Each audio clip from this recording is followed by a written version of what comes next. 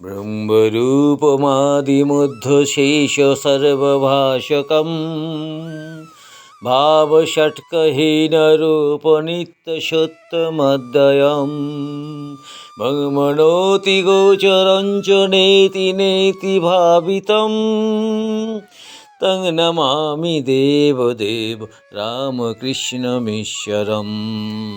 আজ শ্রী শ্রী রামকৃষ্ণের বিশুদ্ধ সিদ্ধান্ত মতে জন্মতিথি। আজ আমার ভক্তিপূর্ণ প্রণাম জানিয়ে আজকের পাঠ রামকৃষ্ণ কথামৃত থেকে পাঠ শুরু করছি। আপনাদের সকলকে আমার এই চ্যানেলে স্বাগত। চতুর্থ খণ্ড, সপ্তম পরিচ্ছেদ, ভক্তি যোগ যুগধর্ম। জ্ঞানযোগ বড় কঠিন। দাস আমি, ভক্তের আমি, বালকের আমি। বিজয় শ্রীরামকৃষ্ণের প্রতি। মহাশয়, আপনি বজ্জাত আমি ত্যাগ করতে বলছেন? দাস আমিতে দোষ নাই? শ্রীরামকৃষ্ণ: হ্যাঁ, দাস আমি, অর্থাৎ আমি ঈশ্বরের দাস, আমি তাঁর ভক্ত, এই অভিমান, এতে দোষ নাই, বরং এতে ঈশ্বর লাভ হয়। বিজয়: আচ্ছা, যার দাস আমি, তার কামক্রোধাদি কিরূপ? শ্রীরামকৃষ্ণ: ঠিক ভাব যদি হয়, তাহলে কামক্রোধের কেবল আকার মাত্র থাকে। যদি ঈশ্বর লাভের পর দাস আমি বা ভক্তের আমি থাকে, সে ব্যক্তি কারো অনিষ্ট করতে পারে না। পরশমণির ছোঁয়ায় পর দরবার সোনা হয়ে যায়। দরবারের আকার থাকে, কিন্তু কারো হিংসা করে না। নারিকেল গাছের বেল্ল শুকিয়ে ঝরে পড়ে গেলে কেবল দাগ মাত্র থাকে, কিন্তু দাগে এটি টের পাওয়া যায় যে এককালে ওইখানে নারিকেলের বেল্ল ছিল। সেই রকম যার ঈশ্বরলাভ হয়েছে, তার অহংকারের দাগ মাত্র থাকে, কামক্রোধের আকার মাত্র থাকে, বালকের অবস্থা হয়। বালকের যেমন সত্ত্ব রজ তম গুণের মধ্যে কোনো গুণের আঁট নাই, বালকের কোনো জিনিসের উপর টান করতেও যতক্ষণ, তাকে ছাড়তেও ততক্ষণ। একখানা 5 টাকার কাপড় তুমি 8 পয়সার পুতুল দিয়ে ভুলিয়ে নিতে পারো, কিন্তু প্রথমে খুব আঁট করে বলবে, এখন না, আমি দেব না, আমার বাবা কিনে দিয়েছে। বালকের আবার সবাই সমান, ইনি বড় উনি ছোট, এরূপ বোধ নাই, তাই জাতি বিচার নাই। মা বলে দিয়েছে ও তোর দাদা হয়, সে ছুতোর হলেও এক পাতে বসে ভাত খাবে। বালকের ঘৃণা নাই, সূচি অসুচি বোধ নাই, পায়খানায় গিয়ে হাতে মাটি দেয় না। কেউ কেউ সমাধির পরও ভক্তের আমি, দাস আমি নিয়ে থাকে। আমি দাস, তুমি প্রভু, আমি ভক্ত, তুমি ভগবান, এই অভিমান ভক্তের থাকে। ঈশ্বর লাভের পরও থাকে। সব আমি যায় না। আবার এই অভিমান অভ্যাস করতে করতে ঈশ্বর লাভ হয়। এরই নাম ভক্তিযোগ। ভক্তির পথ ধরে গেলে ব্রহ্মজ্ঞানও হয়। ভগবান সর্বশক্তিমান মনে করলে ব্রহ্মজ্ঞানও দিতে পারেন। ভক্তেরা প্রায় ব্রহ্মজ্ঞান চায় না। আমি দাস, তুমি প্রভু, আমি ছেলে, তুমি মা, এই অভিমান রাখতে চায়। বিজয়: যাঁরা বেদান্ত বিচার করেন, তাঁরাও তো তাঁকে পান? শ্রীরামকৃষ্ণ: হ্যাঁ, বিচারপথেও তাঁকে পাওয়া যায়। একেই জ্ঞানযোগ বলে। বিচারপথ বড় কঠিন। তোমায় তো সপ্তভূমির কথা বলেছি। সপ্তভূমিতে মন পৌঁছিলে সমাধি হয়। ব্রহ্ম সত্য, জগৎ মিথ্যা, এই বোধ ঠিক হলে মনের লয় হয়, সমাধি হয়। কিন্তু কলিতে জীব অন্নগত প্রাণ, ব্রহ্ম সত্য জগৎ মিথ্যা কেমন করে বোধ হবে? সে বোধ দেহবুদ্ধি না গেলে হয় না। আমি দেহ নই, আমি মন নই, চতুর্বিংশতি তত্ত্ব নই, আমি সুখ দুঃখের অতীত, আমার আবার রোগ শোক জরা মৃত্যু কই? এসব বোধ কলিতে হওয়া কঠিন।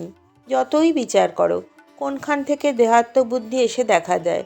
অশ্বত্থ গাছ এই কেটে দাও মনে করলে মূল শুদ্ধ উঠে গেল, কিন্তু তার পরদিন সকালে দেখো গাছের একটি ফেঁকড়ি দেখা দিয়েছে।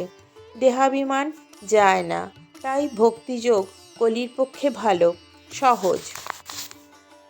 আর চিনি হতে চাই না, চিনি খেতে ভালোবাসি। আমার এমন কখনো ইচ্ছা হয় না যে বলি আমি ব্রহ্ম। আমি বলি তুমি ভগবান, আমি তোমার দাস। পঞ্চম ভূমি আর ষষ্ঠ ভূমির মাঝখানে বাজ খেলানো ভালো। ষষ্ঠ ভূমি পার হয়ে সপ্তম ভূমিতে অনেকক্ষণ থাকতে আমার স্বাদ হয় না। আমি তার নাম গুণগান করব, এই আমার স্বাদ। সেব্য সেবক ভাব খুব ভালো। আর দেখো গঙ্গারই ঢেউ, ঢেউয়ের গঙ্গা কেউ বলে না আমি সেই, এই অভিমান ভালো নয়।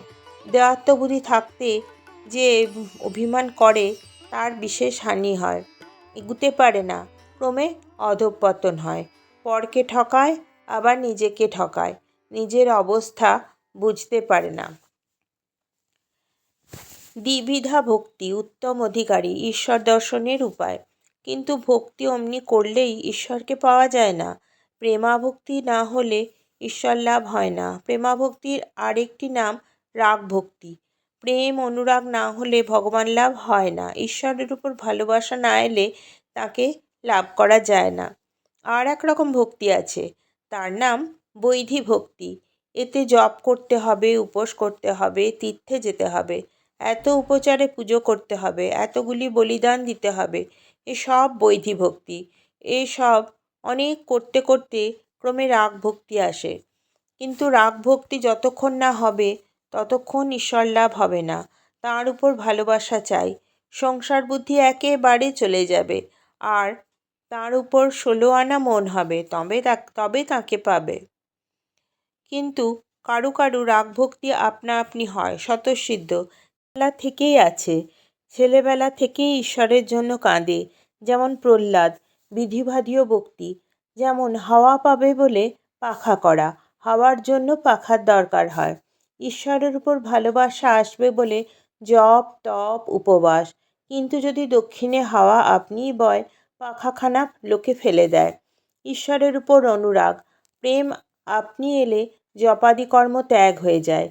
হরিপ্রেমে মাতোয়ারা হলে বৈদিক কর্ম কে করবে? আজকের পাঠ এই পর্যন্তই। আপনাদের সকলকে আমার এই চ্যানেলে ধন্যবাদ জানাই, আপনারা এতক্ষণ ধৈর্য ধরে আমার পাঠ শুনলেন বলে। আর শ্রী শ্রী রামকৃষ্ণকে আমার ভক্তিপূর্ণ প্রণাম জানিয়ে আজকের পাঠ শেষ করছি। লোকধর্মচারণঞ্চ সর্বধর্মকোবিদম ত্যাগি গেহি সব্য নিত্য পাবনং হৃপঙ্কজম ত্বং নমামি দেবদেব রামকৃষ্ণমীশ্বরম ত্বং নমামি দেবদেব রামকৃষ্ণমীশ্বরম ত্বং নমামি দেবদেব রামকৃষ্ণমীশ্বরম।